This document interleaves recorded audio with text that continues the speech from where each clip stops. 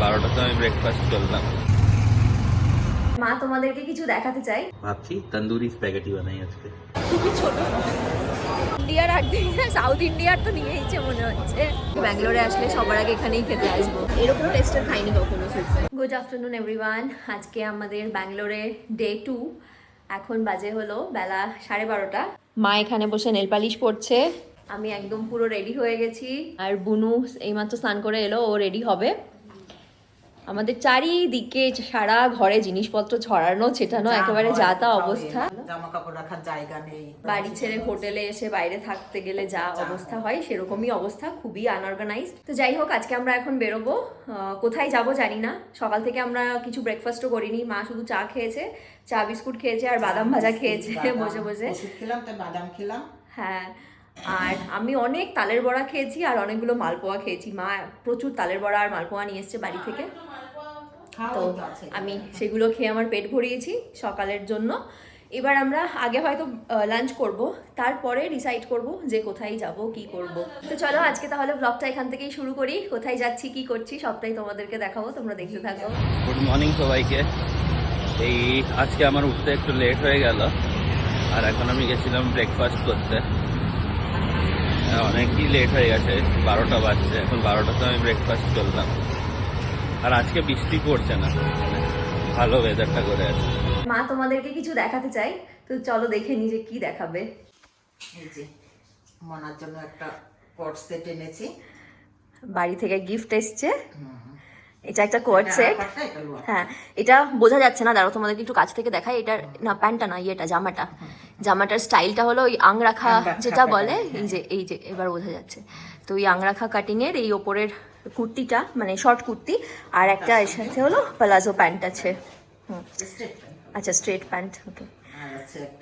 আর খুব সুন্দর দুটো বিছানার চাদর এনেছে, কি দারুণ দেখতে। আমার এই হলুদটা ভীষণ ভালো লেগেছে, এত ব্রাইট, ভেতরটা খুব ভালো লাগবে। দুটো পিলো আছে, এটা একটা এটা একটা, খুব সুন্দর হয়েছে এটা। এরকম থাকবে আর সাইডে এরকম প্রিন্ট আছে।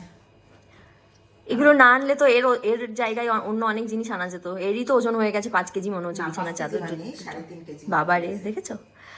আর এটাও খুব সুন্দর, এটা একদম সুদিং দেখতে, বেশ ভালো, দারুণ।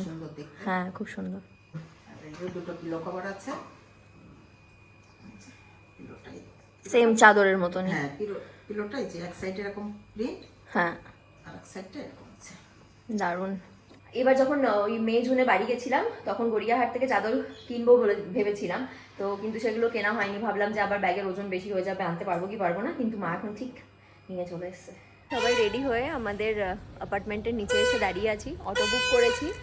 অটো এলে তারপর আমরা বেরোবো। বিরিয়ানি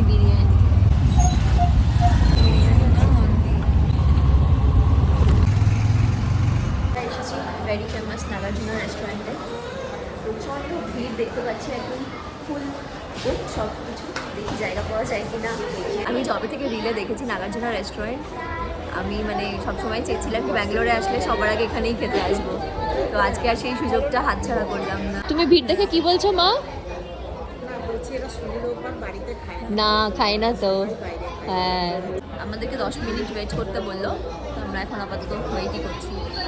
এখানে পুরো এটা ওয়েটিংয়ে সবাই বসে আছে। আর ওই ভেতরটা তোমাদেরকে দেখাচ্ছি, ভেতরে গিয়ে পুরো ভর্তি একদম। এটা পুরো অনলাইন ডেলিভারির ভিড়, সব বড় বড় প্যাকেটে ভরে। আমি জানি না ভেতরে কি খাবার রাখা আছে, আমার যতদূর মনে হচ্ছে বিরিয়ানি রাখা আছে, না নাও হতে পারে। আবার ওই মিলগুলোকেও, মানে যেটা সাউথ ইন্ডিয়ান থালি যেটা, সেগুলোকে আলাদা আলাদা বক্সে করে তারপর হয়তো এরকমভাবে পার্সেলটা করছে। প্রচুর অর্ডার।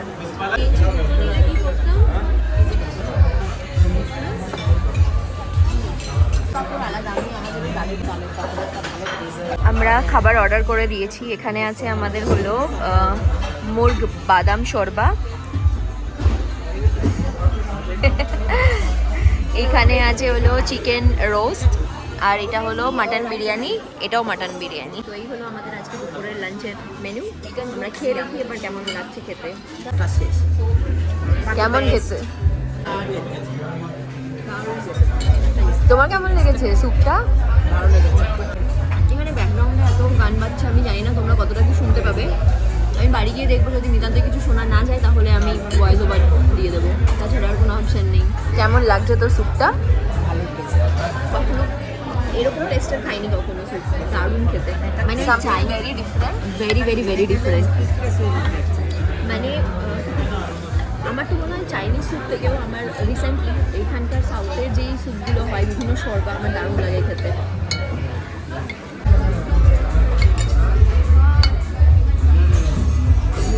আমাদের খাওয়া দাওয়া শেষ হয়ে গেছে আর মা কি করছে দেখো। এটা আমি সবসময় করি, কোনো রেস্টুরেন্ট নেই যেখানে গিয়ে এরকম করবে না, যেখানে যাই সেখানেই করি। Very good. চলো, লাঞ্চ আমাদের হয়ে গেছে, আমরা এখন ওই রেস্টুরেন্টের নিচে নেমে দাঁড়িয়ে রয়েছি। বাইরে পড়ছে বৃষ্টি, আমরা বেরোতেও পারছি না বৃষ্টির জন্য, আর কোথায় যাব সেটাও বুঝতে পারছি না।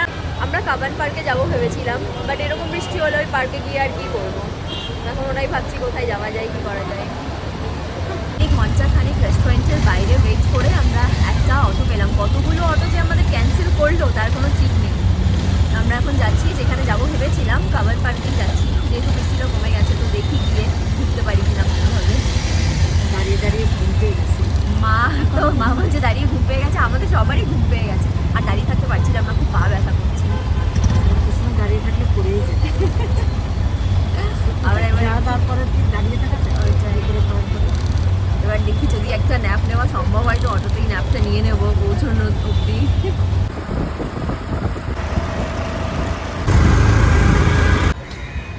ফাইনালি 40 মিনিট অটো রাইডের পর আমরা এসে পৌঁছেছি কাবান পার্কে। এইটা হলো মেইন গেটটা, আর এখান থেকে এবার আমরা হেঁটে দেখি কতটা ঘুরে দেখা যায়। হ্যাঁ চল, যেখান থেকে দেখা। চলো, দারুণ লাগতো রোদ থাকলে, একদম গ্লুমি হয়ে আছে অত, মানে এইসব জায়গা আমাদের তো রোদ থাকলেই ভালো লাগে, অনেকের আছে আবার এরকম ওয়েদারে পছন্দ, কিন্তু আমার তো আবার রোদ না থাকলে কিছুই ভালো লাগে না।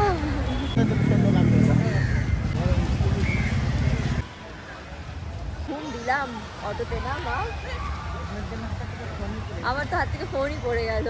ভাগ্যিস ফোনটা অটোর মধ্যে পড়েছিল, বাই চান্স যদি রাস্তায় পড়তো তাহলে কি হতো কে জানে। মা বলছে আর তোমাদের সাথে দেখা হতো না। তোমাদেরকে একটু বাঘটা ঘুরে ঘুরে দেখাই, প্রচুর গাছপালা বাবা।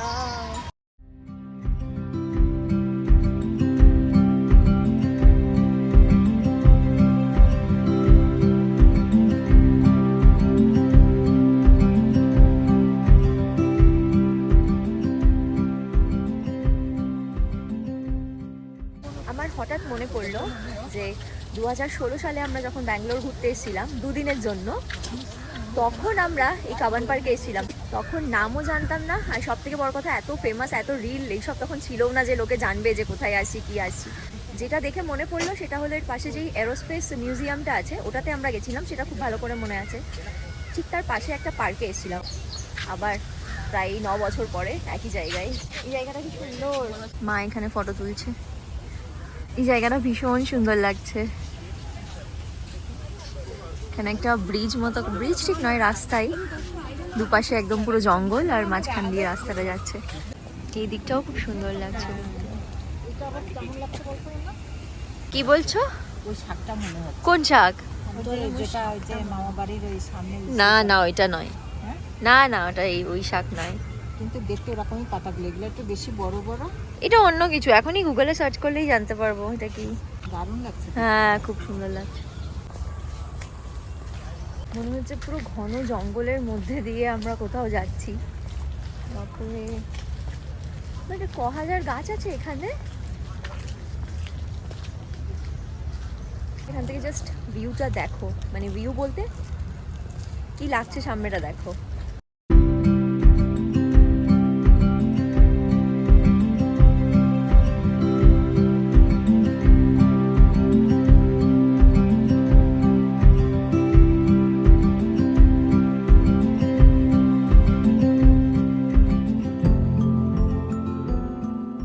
একটা গাছের নিচে সাদা ফুল পড়ে একদম ভরে আছে, কি ফুল তো জানি না, বাট এই লম্বা যেই গাছটা, এই গাছটারই ফুল।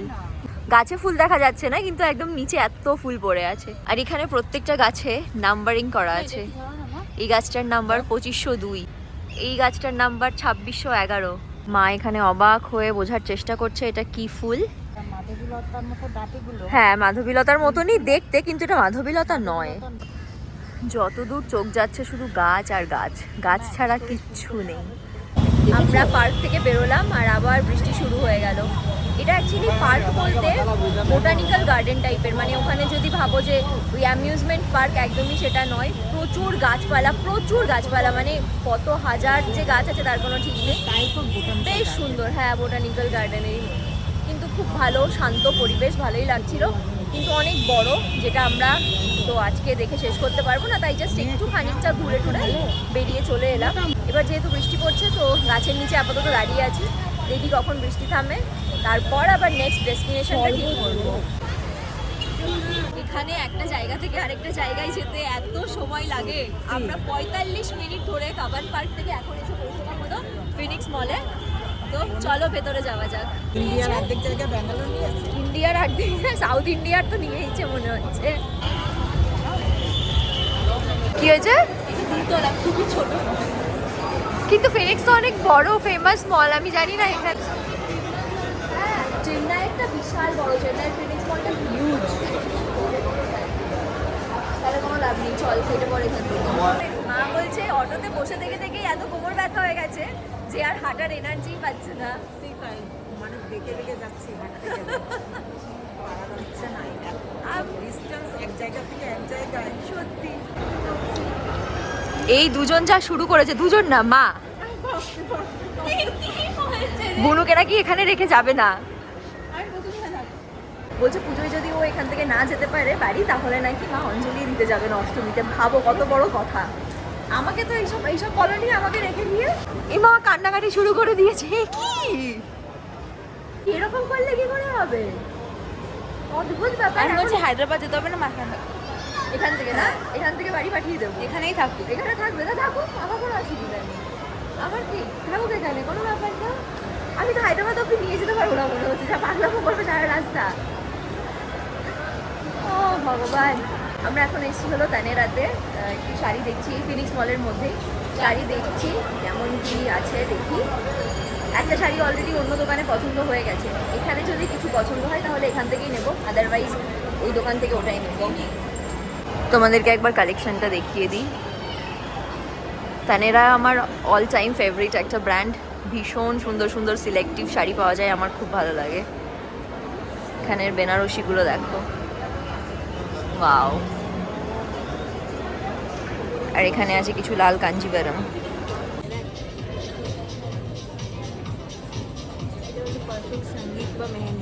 হ্যাঁ মনে এদিকে আয়, দেখ পুরো সেম কালেকশন। প্যান্ট এইসবের দরকার, কিছু তো আমি পাচ্ছি না ওরকম। দেখ ওরা তো পুরো ওয়েস্ট সাইডের কপি, সাদা আর ব্লু। কি দেখছো? ভাল লাগছে। অনেকক্ষণ শপিং মলে ঘোরাঘুরির পর এবার আমরা এসেছি একটু চা কফি আর কিছু খাবার খেতে। বেশ খিদে পেয়ে গেছে আমাদের। কেমন দোকানটা ভালো?